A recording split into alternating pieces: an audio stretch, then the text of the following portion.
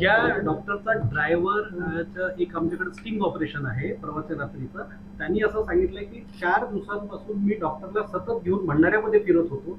भंडारा कोर्टासमोर आलो, साकोलीमध्ये गेलो. काय यामध्ये आपण सांगू शकतो की तो एवढं खुलेआम जर इथं फिरत होता आरोपी आणि आम्ही लोक काहीच करू शकलो नाही, काय याच्यात प्रशासन? खरं तर ह्याचा तपास सुरू आहे. मी जी माहिती आहे ती तुमच्याकडे देते. आरोपींनी स्वतःवरती वार करण्याचा प्रयत्न केला का तर स्वतःला वाचवण्यासाठी, आणि आता हॉस्पिटलमध्ये आहे. पण तरी सुद्धा पोलीस तिथं आहे, त्यांना ते अरेस्ट केलेलंच आहे. फक्त टेक्निकली हॉस्पिटलमध्ये असल्यामुळं अरेस्ट करायचं राहिलेलं आहे. या सगळ्या घटनांमध्ये वारंवार मी सांगते, ही घटनाच भयानक आहे. 1-2 व्यक्ती हे करू शकणार नाही. याच्यामध्ये ही घडलेली दुसरी घटना आहे. पहिल्या घटनेमध्ये सुद्धा अशाच पद्धतीने दत्तक द्यायचंय असं सांगून, आणि दुर्दैवाची गोष्ट त्या मुलीच्या आई वडिलांना माहीत नाही कोणाला द्यायचंय. म्हणजेच डॉक्टरच या सगळ्या पद्धतीची दलाली करतो. त्याच्यामुळे डॉक्टरच्या या दलालीमध्ये कोण कोण सहभागी, मग ते कोणी असू दे, त्या सगळ्यांवरती गुन्हे दाखल होतील, कारवाई होतील, आणि अगदी मुळाशी जाऊन आम्ही सगळी ही चौकशी करू. मला असं वाटतं याच्या माहिती प्रेस झाली नाही, त्यामुळे आमच्याकडे अपुरी माहिती आहे. म्हणूनच मी आज विनंती करेल एसपी साहेबांनी याच्या अजून खोलात माहिती सांगावी. प्रेस नोट देण्यात आली, पण आरोपी डॉक्टरचाच नाव त्याच्यामध्ये टाकण्यात येत नाही.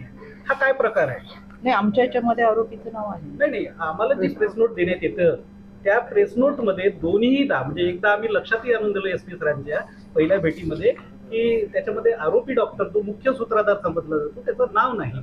आणि आता जी पुन्हा काल आम्हाला जी लेटेस्ट आली ज्याच्यामध्ये एक आरोपी वाढलेला आहे, त्याच्यात सुद्धा त्या आरोपी डॉक्टरचं नाव येत नाही आहे.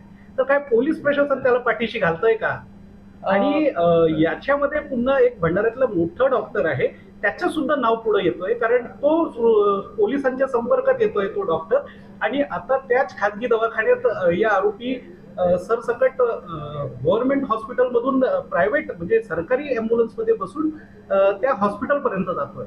ह्याच्यामध्ये तुमच्याकडे जी माहिती असेल, माझी ओळख तुम्हाला सगळ्यांना विनंती राहील, जी माहिती तुमच्याकडे असेल ती जरूर द्यावी, कारण की आयोगाच्या माध्यमातून याचा सगळा तपास पारदर्शकपणे केला जाईल, त्याच्यावर आम्ही लक्ष ठेवू. दुसरी गोष्ट, जे आरोपी आहेत त्या आमच्याकडच्या आपण आपल्या जवळ जी प्रेस नोट आहे ती आता देण्याची व्यवस्था मी तुम्हाला करते. आरोपीमध्ये डॉक्टरचं नाव आहे, याच्यामध्ये कोणालाही वाचवलं जाणार नाही. जे दोषी आहेत त्यांच्यावरती कारवाई होणार म्हणजे होणारच, आणि केवळ हे दोषी म्हणून 6 नावं आले त्यांच्यावरतीच नाही, तर याच्याही पुढे जाऊन की याच्यामध्ये कोणी सहभागी असतील किंवा कोणाचा प्रत्यक्षरित्या सहभाग असेल, कोणी कुठे मदत केलेली असेल, किंवा ही घटना केवळ काल परवाचीच नाही तर यापूर्वी घडलेली एक घटना आहे, या अनुषंगाने ही त्याचे पाळेमुळे फार लांबपर्यंत असतील असं निश्चितपणाने वाटतं.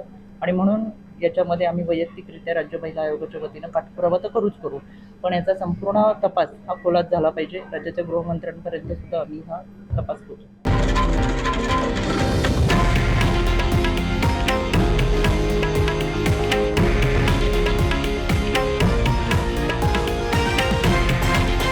हे आहे देशातील नंबर 1 न्यूज नेटवर्क आणि आपण पाहत आहात TV9 मराठी, एकमेव.